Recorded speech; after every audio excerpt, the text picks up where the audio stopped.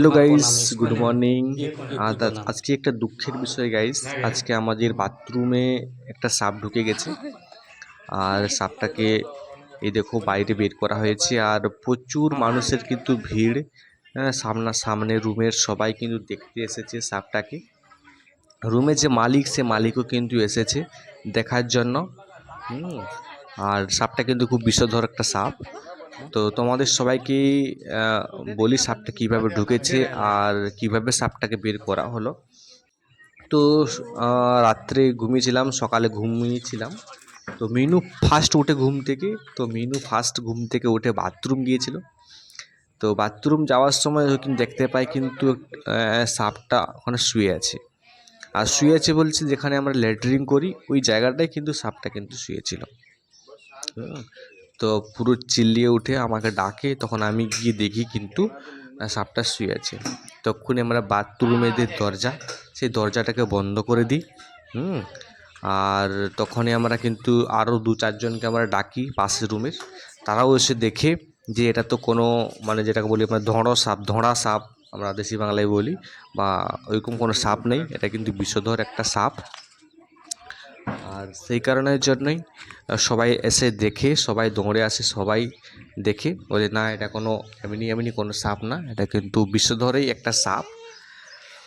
তো লাস্ট পর্যন্ত আমরা ফোন করি, জিতু ভাইকে ডাকি, সবাই মিলে ফোন করি আমরা সাপবালা দিয়ে আসে। সাপবালা এসে সাপটাকে দেখে বলে হ্যাঁ এটা বিষধর একটা সাপ। তো ওই সাপটাকে ধরে বাইরে কিন্তু বের করা হয়। বাইরে বের করে এখন ওটাকে নিয়ে চলে যাবে, বুঝছে না? তো বের করানো হয়।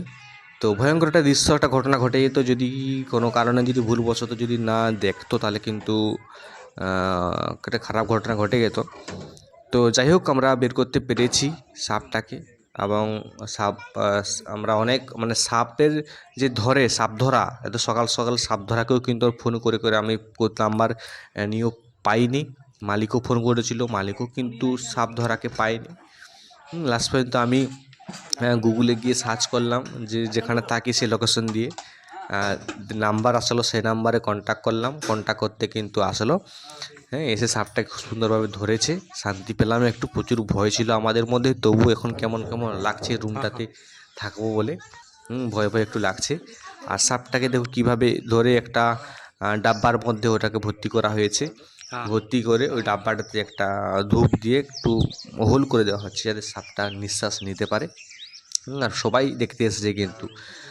আর এইভাবে সাপটা মানে আসবে বলে আমরা ভাবতে পারিনি। সাপটা কিন্তু ওই পিছনের একটা বাথরুমের যে ওই পিছনে পাইপটা কিন্তু একটু ফেটে গেছিলো। আর এখন প্রচুর গরম পড়েছে, আর বাথরুমে সে ঠান্ডা নেওয়ার জন্য হয়তো পাইপটা ঢুকে গেছিলো।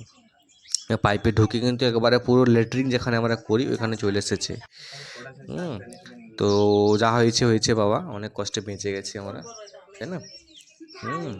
তো এই সাপটাকে দেখেছো, এইভাবে ডাব্বায় রাখা হয়েছে।